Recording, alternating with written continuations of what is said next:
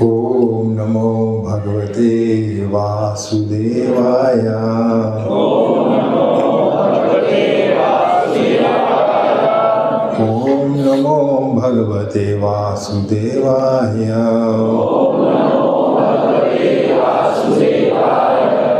ओम नमो भगवते वासुदेवाय।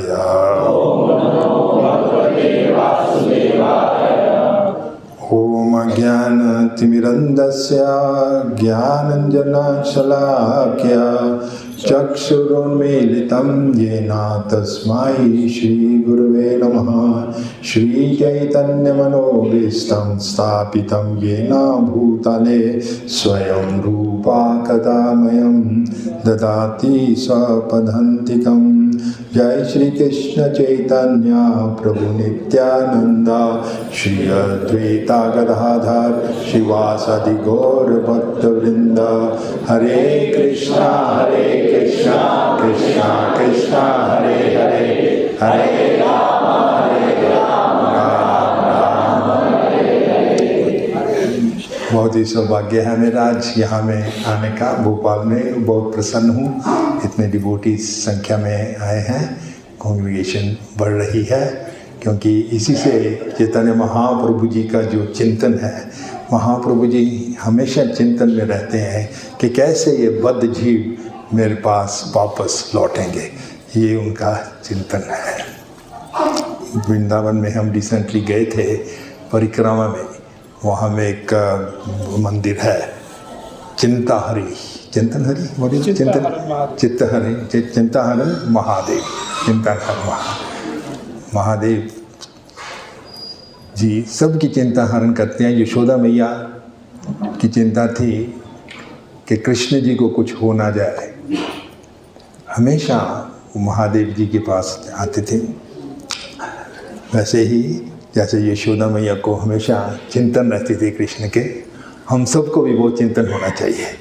कृष्ण जी का संदेश सब तक पहुंचाना है, महाप्रभु जी का संदेश। महाप्रभु जी को तो इतनी चिंता है कि कब ये बद्ध जीव आएंगे, मुझको छोड़कर सब चले गए हैं, ये स्वेच्छा से गए हैं इस संसार में जहाँ दुख ही दुख है, कब वापस लौटेंगे। उसी संबंध में ये प्रभुपाद जी द्वारा जो चैतन्य महाप्रभु जी का आंदोलन आगे बढ़ाया गया है, कृष्णा कॉन्शियसनेस मूवमेंट, उसमें ये बुक डिस्ट्रीब्यूशन, पुस्तक का वितरण को श्री प्रभुपाद जी ने बहुत महत्व दिया।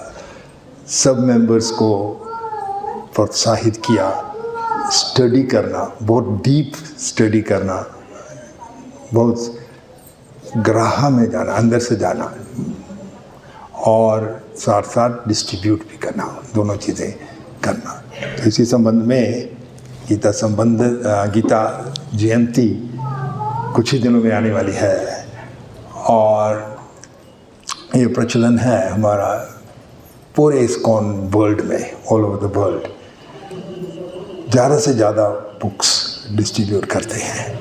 और कई तो सेंटर्स जो हैं नवंबर 15 से लेकर जनवरी 15, 2 महीने पहले खाली दिसंबर के मंथ में हुआ थी, वो प्राप्त में नहीं मिला। फिर अभी नवंबर 15 से लेकर जनवरी 15 तक अधिक से अधिक मात्रा में ऑल ओवर द वर्ल्ड कहीं भी जाऊँगे इस्कॉन सेंटर में बुक्स डिस्ट्रीब्यूशन में बहुत ही बल दिया जाता है। और इसका स्टार्टिंग भी ऐसा हुआ था कि कुछ अमेरिकन भक्त थे, वो बुक डिस्ट्रीब्यूशन लेके करने जा रहे थे, तो एक पेट्रोल स्टेशन में रुके, तो पेट्रोल डाला उन्होंने, तो जब भी उसकी पेमेंट करनी थी तो उनके पास कुछ लक्ष्मी कम पड़ रही थी, तो उन्होंने सोचा क्यों ना इनको हम पुस्तकें दें। उन्होंने पुस्तकें दी, भगवद गीता, कृष्णा बुक दिखाई, और इतना रिस्पांस मिला। जो मालिक था उसका पेट्रोल स्टेशन का, कोई बात नहीं, जितना भी पेट्रोल डालना डाल दो, हमको अपनी पुस्तकें दे दो। तो वहीं से उन्होंने सोचा ये इसमें कितना बल है, बुक डिस्ट्रीब्यूशन में कितना आकर्षण है बुक्स में। फिर उन्होंने पूरा महीना क्रिसमस में लोग आलतू फालतू काम करने में लगते हैं, पर इन्होंने सोचा कि हम ये ना भोग करने के बजाय बुक डिस्ट्रीब्यूट क्यों ना करें। और पूरे जब वर्ल्ड में देखा इतना अच्छा रिस्पांस मिला। थोड़ा सा उन लोगों में उस समय पाइटी होती है, मेंटालिटी थोड़ी धार्मिक होती है, उसका लाभ उठाकर बुक्स डिस्ट्रीब्यूट की। और यही प्रभुपाद जी का फॉर्मूला था, हर साल डबल इट, जितना स्कोर किया उससे अगले साल और जाके डबल करके करो। भगवान श्री कृष्ण जी यही कहते हैं भगवद गीता में, यह 2 श्लोक खासकर जो है प्रचार करने से रिलेटेड है कि जो भी ये गुह्य ज्ञान जो है और लोगों में बांटेगा वो भगवान को बहुत ही प्रिय है। और भगवान कहते हैं उनको लिए भक्ति का मैं गारंटी देता हूँ, मैं आस्वादन दिलाता हूँ, उनको भक्ति अवश्य मिलेगी। और फिर अगले श्लोक में कहते हैं भगवान कि ऐसा सेवक मुझे ना ही कभी हुआ है प्रिय, ना ही भविष्य में कभी होगा। क्योंकि इससे चैतन्य महाप्रभु जी, श्री कृष्ण जी का जो चिंतन है जीवों के लिए वह दूर होता है। हम सब जीव स्व इच्छा से यहाँ में आए हैं, भगवान से द्वेष भाव रखते हुए इस जगत में जहाँ दुख ही दुख है, दुखालयम अशाश्वतम है। और विचारा जाए तो एक्चुअली हम छोटे मोटे लॉकडाउनों के सुनते हैं, कोरोना में ये लॉकडाउन हो गया, ये लॉकडाउन हो गया, लेकिन असली लॉकडाउन ये संसार ही है। ये पूरा जो मर्त्य लोक जो है, ये भौतिक जगत है, ये पूरा ही एक लॉकडाउन है। और इस लॉकडाउन को से बाहर निकलने के लिए हमें भक्ति करनी होगी और अपना जीवन में सुधार लाना होगा। इस लॉकडाउन चाहे संसार जो है उस किसकी अध्यक्षता में है? दुर्गा देवी की अध्यक्षता में है। और इसको पार करना निकलना आसान नहीं है, पर वो निकलना हमारे लिए आवश्यक ही है। अगर हम हमारा हित चाहते हैं, नित्य जीवन चाहते हैं, सुख हमारा सुखमय जीवन चाहते हैं, तो इसलिए भगवान अपनी कृपा एक तो अपने हृदय परमात्मा हर एक के जीव में परमात्मा, और फिर व्यासदेव जी के रूप में जिन्होंने अन्य ग्रंथ दिए हैं, और तीसरा साधुओं के रूप में। तो ये 3 प्रकार से अपनी कृपा देते हैं। एक तो परमात्मा के रूप से चेत गुरु जो है हमारे हृदय में, और फिर व्यासदेव जी जिन्होंने इतने ग्रंथ लिखे हैं, और साधु जो कि इन ग्रंथों का प्रचार करते हैं, सिखाते हैं, एक्सप्लेन करते हैं। तो आज का श्लोक जो है, इज इट रिटन डाउन और ओके ओके 69 और 69 ओके 69 भी हम पढ़ेंगे, पर उससे पहला श्लोक जो है वो भी उसके बाद भी थोड़ा सा तत्पर देंगे। 18वें अध्याय में श्लोक नंबर 69, न च तस्मान् मनुष्येषु कश्चिन्मे प्रियकृत्तमः भविता न च मे तस्माद् अन्यः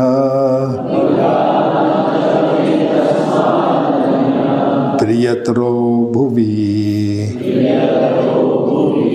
अभी इसका ट्रांसलेशन ऐसा है, इस संसार में उसकी अपेक्षा कोई अन्य सेवक ना तो मुझे अधिक प्रिय है और ना कभी होगा। आप मेरे पीछे दोहराएंगे, इस संसार में उसकी अपेक्षा कोई अन्य सेवक न तो मुझे अधिक प्रिय है और न कभी होगा। ये श्लोक पिछले श्लोक से ही कंटिन्यूशन है, जिसमें भगवान कहते हैं कि जो व्यक्ति भक्तों को यह परम रहस्य बताता है वह शुद्ध भक्ति को प्राप्त करेगा और अंत में वह मेरे पास वापस आएगा। आप मेरे पीछे दोहराएंगे, बहुत सुंदर श्लोक है ये। जो व्यक्ति भक्तों को यह परम रहस्य बताता है वह शुद्ध भक्ति को प्राप्त करेगा और अंत में वह मेरे पास वापस आएगा। और इसके तात्पर्य में श्रील प्रभुपाद जी कहते हैं, सामान्यतः यह उपदेश दिया जाता है कि केवल भक्तों के बीच में भगवद गीता की विवेचना की जाए, क्योंकि जो लोग भक्त नहीं हैं वह न तो श्री कृष्ण को समझेंगे न ही भगवद गीता को। जो लोग श्री कृष्ण को तथा भगवद गीता को यथारूप में स्वीकार नहीं करते, उन्हें मनमाने ढंग से भगवद गीता की व्याख्या करने का प्रयत्न करने का अपराध मोल नहीं लेना चाहिए। भगवद गीता की विवेचना उन्हीं से की जाए जो श्री कृष्ण को भगवान के रूप में स्वीकार करने के लिए तैयार हैं। यह एकमात्र भक्तों का विषय है, दार्शनिक चिंतकों का नहीं। दार्शनिक चिंतकों का विषय नहीं है, भक्तों का विषय है। लेकिन जो कोई भी भगवद गीता को यथारूप में प्रस्तुत करने का सच्चे मन से प्रयास करता है वह भक्ति के कार्यकलापों में प्रगति करता है और शुद्ध भक्तिमय जीवन को प्राप्त होता है। ऐसी शुद्ध भक्ति के फलस्वरूप उसका भगवत धाम जाना ध्रुव सत्य है। मुखम करोति वाचनम पंगून लंघयते गिरीन् यत्कृपा तमहं वन्दे श्री गुरु दीनतारणम परमानंद माधवम।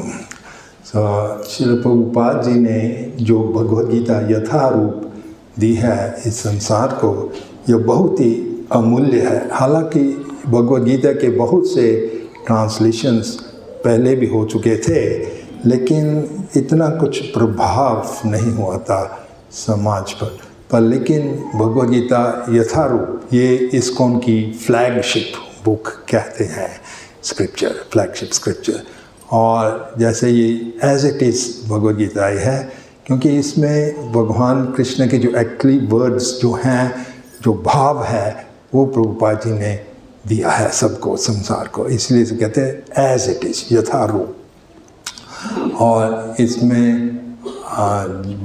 जब से प्रसारित हुई है तकरीबन 50 करोड़ भगवद गीता अन्य भाषाओं में, 50 करोड़ ऑफ भगवद गीता अन्य भाषाओं में, रिमोट लैंग्वेजेस में भी, कई मुस्लिम भाषाओं में, अरेबिक, उर्दू, यहाँ में भी इतना होती है ना उर्दू के, कई और भाषाओं में, चाइनीज़ और almost all languages of the world में भी। और जब से ये भगवद गीता का प्रसारण हुआ है as it is, Bhagavad Gita as it is, बहुत से डिवोटीज भी बने हैं, बहुत के हृदय में परिवर्तन आया और बहुत से लोगों के जीवन में भी परिवर्तन आया है। क्योंकि प्रभुपाद जी कहा करते थे कि ये जो पुस्तकें हैं ये साक्षात भगवान ने ही उनको प्रेरणा दी है। एक बार प्रभुपाद जी मुंबई में थे और कुछ लाइफ मेंबर उनके साथ थे, प्रभुपाद जी लाइफ मेंबर्स को प्रचार कर रहे थे, कुछ लोग सिखा रहे थे। तो वहाँ में एक प्रभुपाद जी के वरिष्ठ भक्त थे, डिसाइपल भागवत दास, वो भी थे। तो जब भी वो लाइफ मेंबर्स गए, रूम से चले गए, तो प्रभुपाद जी ने भागवत दास को ये पूछा, तो क्या भागवत आपको समझ आया मैं क्या कह रहा था? तो भागवत को श्लोक नहीं आ रहे थे, ना ही उनका अर्थ मालूम था। तो उनका सॉरी प्रभुपाद जी, मैं नहीं। तो प्रभुपाद जी ने कहा, भागवत ये हम सब के लिए एक्चुअली एप्लीकेबल है कि आप कितनी सेवा करते हैं, वो ठीक है, बहुत अच्छी सेवाएं करते हैं, कोई मेंबर्स बनाते हैं, कोई अन्य पुजारी सेवा, कोई फंड रेजिंग, मैनेजमेंट, लेकिन हम सबको पुस्तकों का अध्ययन भी करना चाहिए हर रोज। ये पुस्तकें प्रभुपाद जी ने हमारे लिए दी है, वितरण तो करना है और लोगों को भी देनी है, जरूर वो भी जरूरी है, पर हमको भी ये पुस्तकें जो हैं बहुत गहराई से इनका अध्ययन करने का है। तो प्रभुपाद जी कुछ समय के लिए शांत रहे और फिर प्रभुपाद जी कहने लगे कि मैं स्वयं अपनी पुस्तकें हर रोज पढ़ता हूँ। प्रभुपाद जी ने ही पुस्तकें लिखी हैं और वो कहते हैं कि मैं स्वयं हर रोज अपनी पुस्तकें पढ़ता हूँ। और फिर और शांत रहने के बाद कुछ समय के बाद फिर प्रभुपाद जी कहने लगे, क्योंकि हर बार जब भी मैं ये पुस्तकें पढ़ता हूँ मुझे कुछ नया चीज़ मिलता है इनमें। और फिर सबसे बड़ा रहस्य प्रभुपाद जी ने खोला कि क्योंकि ये पुस्तकें मैंने नहीं लिखी, साक्षात प्रातःकाल श्री कृष्ण जी आते हैं, वो मुझे डिक्टेशन देते हैं, मैंने खाली लिखित रूप इनको दिया है। तो इसलिए हमको देखना चाहिए एक शुद्ध भक्त श्रील प्रभुपाद जी जो महाभागवत हैं, उनका कितना प्रभाव हुआ है पूरे वर्ल्ड के ऊपर। और प्रभुपाद जी हमेशा इन पुस्तकों में प्रेजेंट रहेंगे। एक रिपोर्टर था, अमेरिका की बात है, और उन्होंने प्रभुपाद जी से ये प्रश्न पूछा कि स्वामी जी, अभी तो आपका आंदोलन बहुत अच्छा चल रहा है, लेकिन जब भी आपकी मृत्यु होगी तो कैसे चलेगा ये? तो प्रभुपाद जी ने बहुत सुंदर उत्तर दिया, सबके हृदय को स्पर्श करेगा। प्रभुपाद जी ने कहा, मेरी मृत्यु नहीं होगी, मैं हमेशा मेरी पुस्तकों में जीवित रहूँगा। प्रभुपाद जी हमेशा अपने पुस्तकों में जीवित रहेंगे और इन पुस्तकों ने ही पूरे संसार का जो जीवन है उनमें बदलाव लाए हैं। और ऐसा चैतन्य चरितामृत में आता है कि अगर हम ये लीलामृत छोड़कर अन्य कार्य करें, ये लीलामृत नहीं पान करें, तो हमारा जो भक्ति है वो ग्रेजुअली सूख जाएगा। लेकिन हम थोड़ा भी ये लीलामृत का पान करें अपने कानों के से, तो हमारा जीवन बहुत सुखमय आनंदमय है। जो भी भक्त सुनेगा भगवान की लीला कथा तो बहुत खुशी रहेगा, आनंदमय होगा, नृत्य करेगा। जीवन में बहुत ऐसे बदलाव आते हैं। प्रभुपाद जी ने इस जगत को बहुत कुछ दिया। जगन्नाथ जी की रथ यात्राएँ, गुरुकुल, गौशालाएँ, संकीर्तन, जगह जगह में टेम्पल्स, पर सबसे महत्वपूर्ण जो उनका देन है वो है उनकी बुक्स, उन पुस्तकें हैं उनकी। श्रील प्रभुपाद जी मात्र मंदिर खोलने के लिए ही नहीं पधारे थे, उपस्थित प्रकट हुए। वो तो थे क्या, एक एक्टिविटी थी, मंदिर खोलने थे, बहुत से सेंटर्स चालू करने थे, गुरुकुल चालू करने थे, कई और कार्य किए, बहुत महत्वपूर्ण। पर जो एसेंस था, जो सार था, इम्पोर्टेंट, जो सबसे इम्पोर्टेंट एक्टिविटी थी वो बुक्स डिस्ट्रीब्यूशन थी, जिनको पढ़ने से हमारे जीवन में परिवर्तन आए, हमारा कैरेक्टर बन सके। श्री प्रभुपाद जी का ये मेन मिशन था। और प्रभुपाद जी ने यह भी कहा था, और पुराण में भी ऐसा आता है कि ये कृष्ण कॉन्शसनेस मूवमेंट जो है आगामी 10,000 वर्ष तक रहेगी, और प्रभुपाद जी की पुस्तकें जो हैं उनका बहुत ही भूमिका रहेगी आगामी 10,000 वर्ष तक। ये संकीर्तन आंदोलन मूवमेंट जो है भगवान कृष्ण का ही या चैतन्य महाप्रभु जी का अवतार है, और भगवान श्री कृष्ण जी एक नाम के रूप में पधारे हैं। ये नाम हम सबको देने का है। जो हमारा श्रील प्रभुपाद जी के प्रति ऋण है और भगवान के प्रति जो हमारा ऋण है, हम कभी भी नहीं झुका पाएंगे। ऐसा आता है ये पृथु महाराज की कथा में। पृथु महाराज ने एक बार यज्ञ किया था, और वहाँ में 4 कुमार सनक, सनातन, सुनंदन, सनत कुमार प्रकट हो गए थे, और उन्होंने दिव्य ज्ञान दिया था। तो उस समय पृथु महाराज ने कहा कि आपने जो ज्ञान दिया है उसके लिए हम हमेशा ऋणी रहेंगे। जो भी हम भक्ति में आए हैं, ब्रह्मा जी का दिन 311 ट्रिलियन, हिंदी में मालूम नहीं क्या कहेंगे, 311 ट्रिलियन ईयर्स, इतनी लंबी आयु है ब्रह्मा जी की। इतनी लंबी आयु में भी हम जो हमारा ऋण है हमारे गुरुदेव के प्रति और श्री कृष्ण जी के प्रति, जिन्होंने हमको ये भक्ति का मार्ग दिया है, वो झुका नहीं पाएंगे।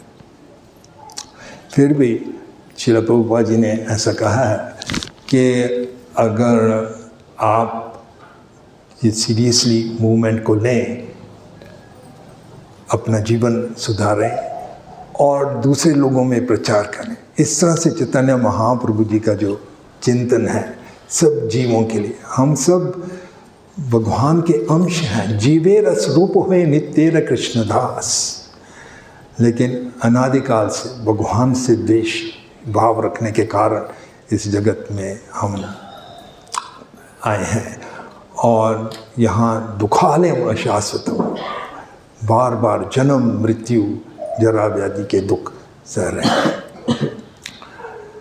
और उनकी यह कृपा है कि अंदर से परमात्मा के रूप में और बाहर से एक आचार्य के रूप में वो हम पर दया करते हैं, ताकि हम इस जगत से बाहर जाएं और हम सब निकल सकते हैं। ये सब के लिए संभव है शुद्ध भक्तों का संग से।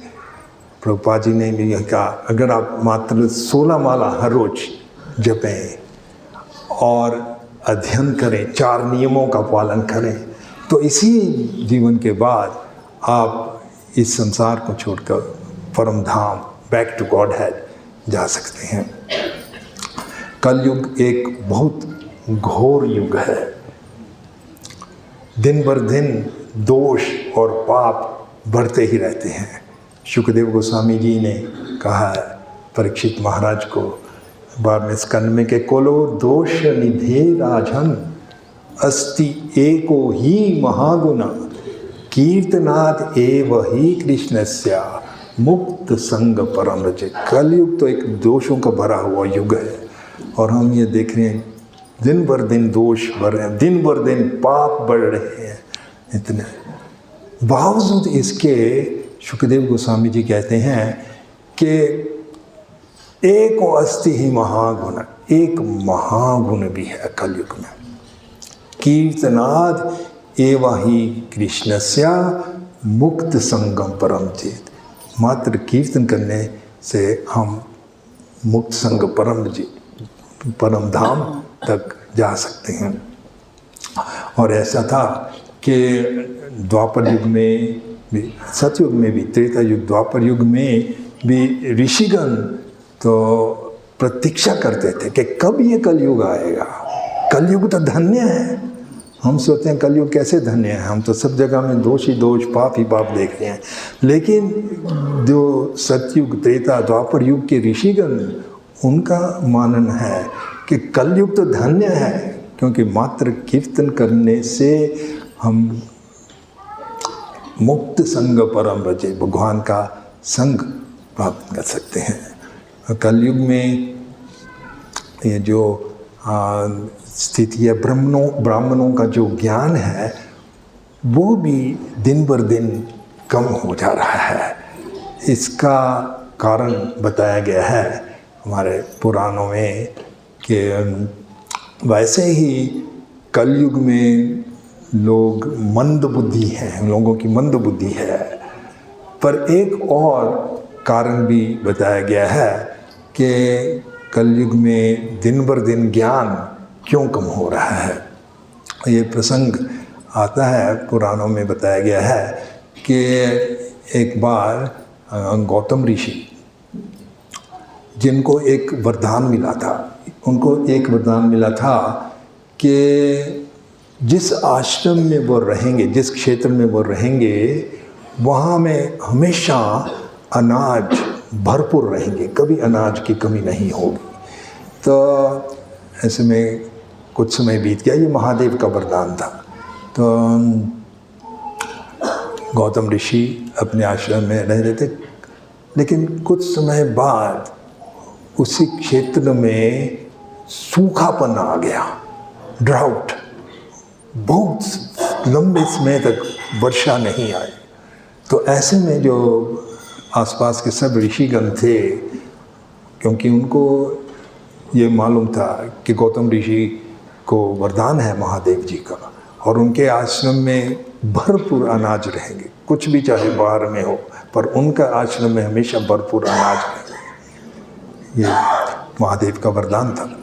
तो उन्होंने गौतम ऋषि की शरण आश्रम में आ गए, काफ़ी समय वहाँ रहे, और गौतम ऋषि को भी बहुत ये अच्छा लगा, वो बहुत प्रसन्न थे, क्योंकि साधु और साधुओं का संग एप्रिशिएट ही करते हैं, उनका दिल बहल जाता और साधुओं के संग। वो बहुत ही प्रसन्न थे कि मेरे साथ बहुत से और ऋषि मेरे आश्रम में निवास कर रहे हैं, और कुछ कमी नहीं थी, अनाज भरपूर थे, महादेव का वरदान था। तो ऐसा कुछ समय बीत गया, और फिर जब भी वर्षा आने लग गई कुछ समय के बाद, तो ये सब ऋषियों, अन्य ऋषि जो थे, इन्होंने सोचा कि अभी हमको अपने अपने आश्रमों में जाने का है। उन्होंने बहुत बार अनुमति चाही, लेकिन हर बार गौतम ऋषि कुछ ना कुछ बहाना निकाल कर टाल देते, क्योंकि उनको उनका संग बहुत प्रिय था। वो नहीं चाहते कि छोड़ के जाएं और यहीं रहें, वो तो चाहते थे। तो लेकिन इन सबको और कार्यकलाप भी देखने थे, अपने अपने आश्रम में और जिम्मेदारियाँ थी वो देखनी थी। तो बहुत से उन्होंने उपाय निकाले, लेकिन हमेशा वो टाल देते, नहीं अभी नहीं जाओ, अब थोड़ा इधर ही ठहरो।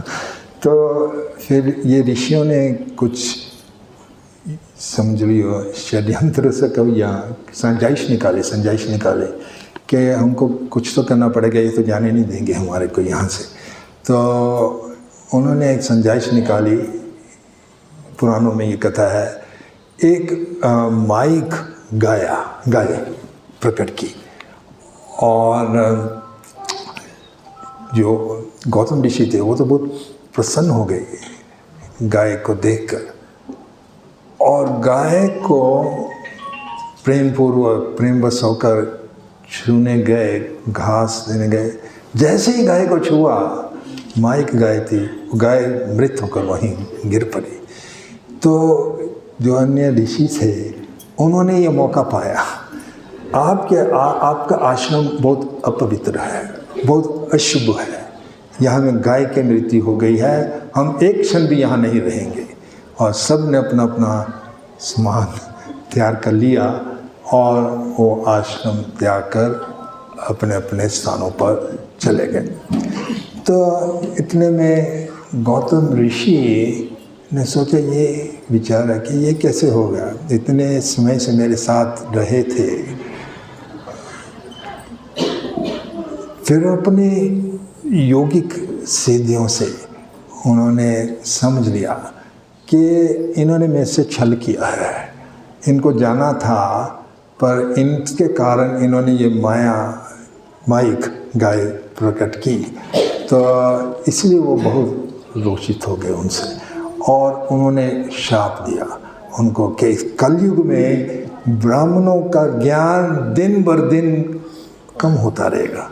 तो वैसे ही कलयुग के प्रभाव से ब्राह्मणों का ज्ञान कम हो रहा है दिन बर दिन, और ये गौतम ऋषि के शाप से और भी जल्दी एक्सेलरेट हो जा रहा है, और भी जल्दी कम हो रहा है।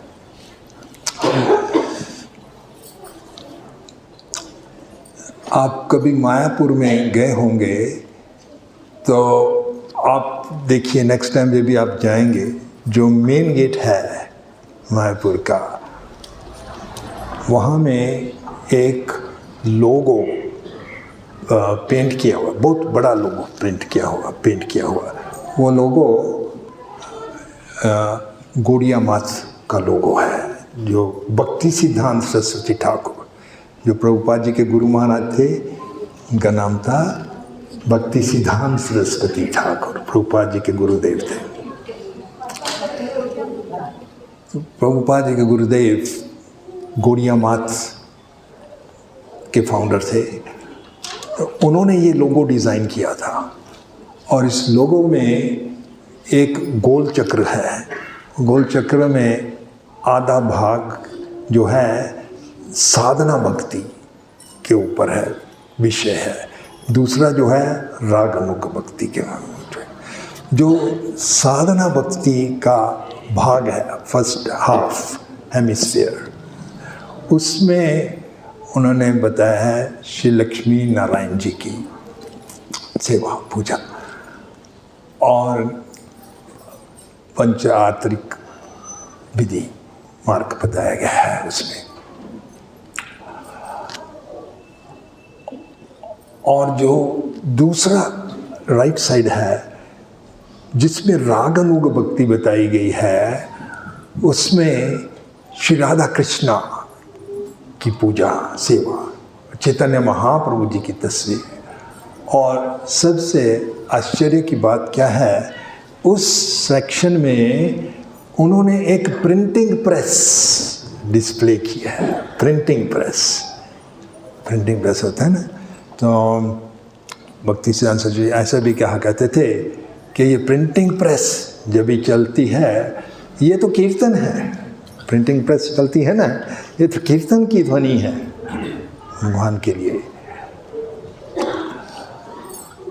प्रभुपाद जी ने भी बुक प्रिंटिंग पर बहुत ही बल दिया, और उसी जो राग अनुगम मार्ग है, उसी में ये प्रिंटिंग प्रेस दी कि ये जो प्रिंटिंग प्रेस है, पब्लिशिंग ऑफ बुक्स और डिस्ट्रीब्यूशन ऑफ जो बुक्स है, ये तो एक बहुत ऊंचा मार्ग है। इसीलिए चैतन्य महाप्रभु जी रथ यात्रा में आया करते थे हर वर्ष। उनके भक्त आया करते थे नवद्वीप से खासकर, और रथ यात्रा के बीच कीर्तन किया करते थे। कभी कभी थकान आ जाती थी उनको, क्योंकि कीर्तन बहुत जोश से किया करते थे चैतन्य महाप्रभु जी। तो ऐसा एक अवसर हुआ, महाप्रभु जी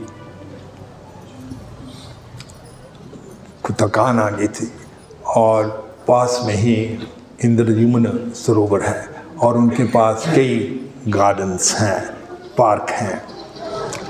तो उन पार्क में थोड़ी देर विश्राम करने के लिए, तो कुछ भक्त उनकी सेवा में लगे हुए थे, थोड़ा मालिश वगैरह करते थे ताकि उनकी थकान दूर हो जाए। तो महाप्रभु जी ऐसी मुद्रा में भी लेटे हुए थे, विश्राम कर रहे थे, लेकिन भागवतम के श्लोक सुनने चाहते थे।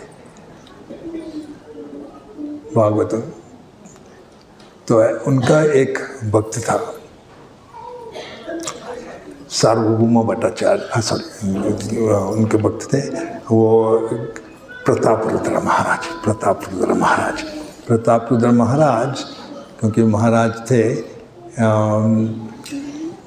किंग थे, उन्होंने बहुत प्रयास किया चैतन्य महाप्रभु जी से मिलने का, दर्शन करने का, लेकिन हमेशा महाप्रभु जी इनकार कर देते थे। नहीं, ये तो राजा है, लोग समझेंगे कि मैं किसी राजा जो धन कमाने में लगा हुआ है, पाउंड शिलिंग पेंस में लगा संसारिक व्यक्ति है, तो इसलिए मैं उनसे नहीं मिलूँगा, इसलिए हर बार इनकार कर लिया चाहता हूँ।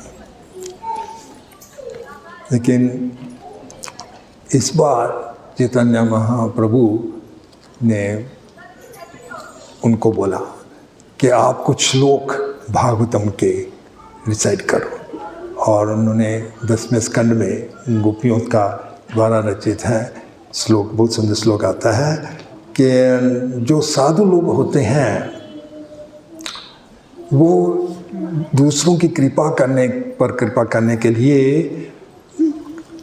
जगह जगह में जाते हैं। तो जैसे ही महाप्रभु जी ने ये श्लोक सुना, महाप्रभु जी उठ पड़े हुए और उसका राजा का आलिंगन किया।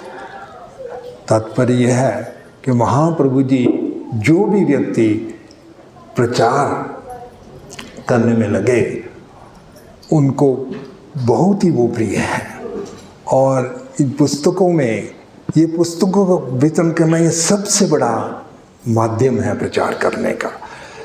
पुस्तकें पढ़ो, डिस्ट्रीब्यूट करो, चाहे टेप्स डिस्ट्रीब्यूट करो, प्रभुपाद जी के लेक्चर सुनो। और ऐसा नहीं हमको सोचना चाहिए कि लोग पुस्तकें ले लेते हैं लेकिन क्या ये पढ़ेंगे भी कि नहीं पढ़ेंगे। प्रभुपाद जी कहते हैं एक शब्द भी पढ़ लिया इन पुस्तकों, ना भी पढ़ा, एक पुस्तकों का हाथ भी लगा लिया, उनका जीवन परिवर्तन हो जाएगा। ऐसे बहुत सी हम कहानियाँ हमारे आती हैं, जो हमारे प्रीचर्स हैं वो जाते हैं, और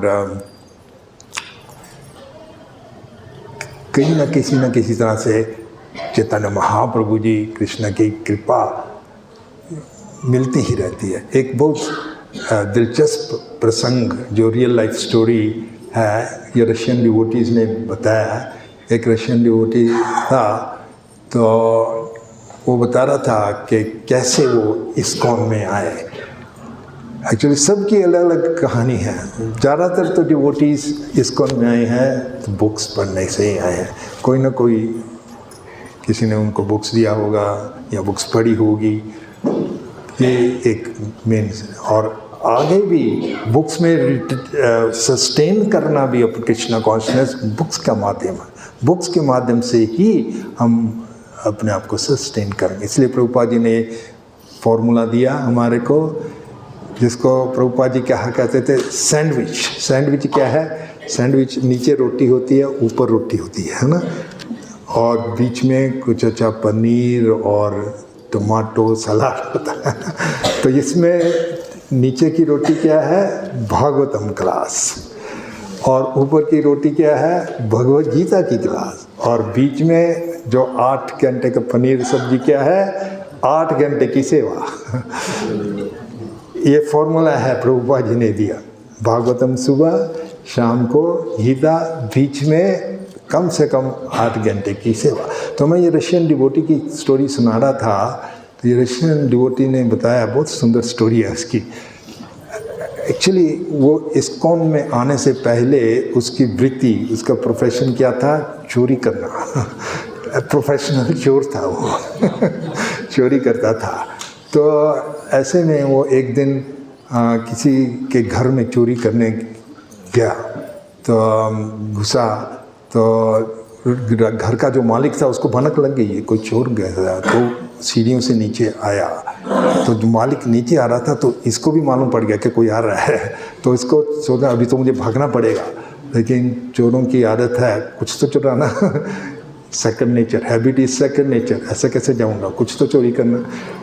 देखा टेबल पर एक गीता पड़ी हुई थी, वो लेकर भाग गया, पकड़ा नहीं गया, अच्छा हो गया। तो घर में पहुंच गया और फिर वो थोड़ा सा पढ़ने लगा, वो क्या था गीता, और उसी गीता में एड्रेस भी लिखा हुआ था मंदिर का।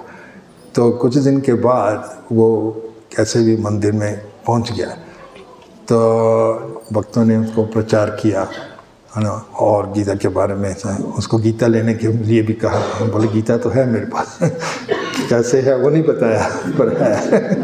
और भक्तों ने प्रसाद दिया उसको। तब से उसके जीवन में इतना परिवर्तन आ गया, आज वो one of the top distributors बन गया। सबसे ज़्यादा गीता वो डिस्ट्रीब्यूट कर रहा है रशिया में। तो ऐसे बहुत से एग्जाम्पल्स हैं। जीवन में जरूर परिवर्तन आएगा। हम रूपा जी ने कहा एक सेंटेंस आप पढ़ेंगे इन बुक्स का, आपका जीवन में परिवर्तन जरूर आएगा। तो इसलिए जैसे हमने पहले कहा, चैतन्य महाप्रभु जी का चिंतन हमको दूर करने का है। ये जो बुक्स हैं, ये प्रभुपाद जी के द्वारा ही कहा, they are not ordinary books, directly Shri Krishna ji ने लिखा। और प्रभुपाद जी ने कहा जब तक ये मेरा ये बुक्स डिस्ट्रीब्यूशन है, ये इस्कॉन का हार्ट है, क्या है, दिल है, हृदय है, इस्कॉन का हृदय है बुक डिस्ट्रीब्यूशन, और ये मेरा भी हृदय है। और किसी भी शरीर में सबसे इम्पोर्टेंट अंग क्या होता है, हृदय। हृदय नहीं होगा, दिल नहीं होगा, जी नहीं पाएंगे हम। तो वैसे ही इस्कॉन का हृदय है ये बुक डिस्ट्रीब्यूशन, और प्रभुपाद जी का भी ये हृदय है।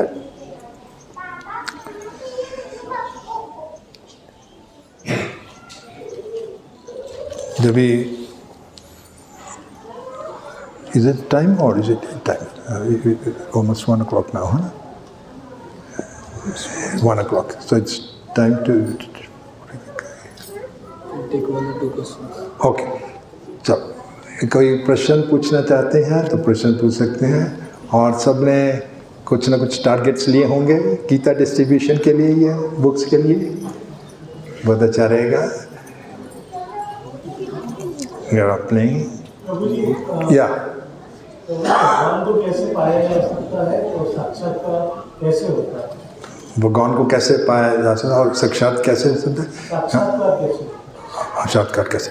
बहुत सुंदर प्रश्न पूछा कि भगवान को कैसे पाया जा सकता है और भगवान का साक्षात्कार कैसे हो सकता है। बहुत सुंदर प्रश्न है। यही चीज़ ये कृष्णा कॉन्शसनेस में सिखाई जाती है। ये पूरा मकसद ही कृष्णा कॉन्शसनेस का यह है कि आत्मा साक्षात्कार या भगवान का साक्षात्कार कैसे हो। और ये भगवद गीता में ही बताया गया है कि कैसे हम आत्मा का साक्षात्कार कर सकें। पूरी गीता ही इस पर निर्भर है, निर्धारित है। यही चीज़ है गीता का एसेंस, सार यही है कि हमको आत्मा साक्षात्कार क्या हो। उसमें मुख्य में जो पॉइंट्स बताए हैं गीता में, पहले तो एक गुरु की शरण हमको लेने मिले।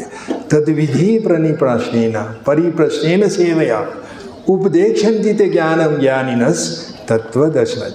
चौथे अध्याय में 34 श्लोक में पहली कदम यह है गुरु के पास जाओ, फिर उनकी सेवा करो, उनसे प्रश्न पूछो, वो आपको ज्ञान दे सकते हैं क्योंकि उन्हें स्वयं दर्शन। तो पहला कदम है गुरु की शरण में आना, उनकी सेवा करना, भक्तों के संग में रहना, सोसाइटी में आना, गीता का अध्ययन हर रोज करना। और जैसे हमने कहा हमारे हृदय से हमको बुद्धि देंगे।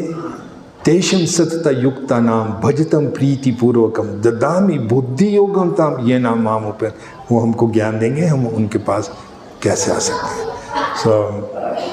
बहुत से पुस्तकें हैं प्रैक्टिकली इम्पोर्टेंट बुक्स जो बताएं, भगवद गीता, भक्ति Rasamrita Sindhu, Krishna book, Bhagavatam, step by step in a very systematic way आप पढ़ेंगे। ये हमारे लिए अनवीर है, इसलिए इससे हमारी इंटेलिजेंस भी स्ट्रांग बनेगी।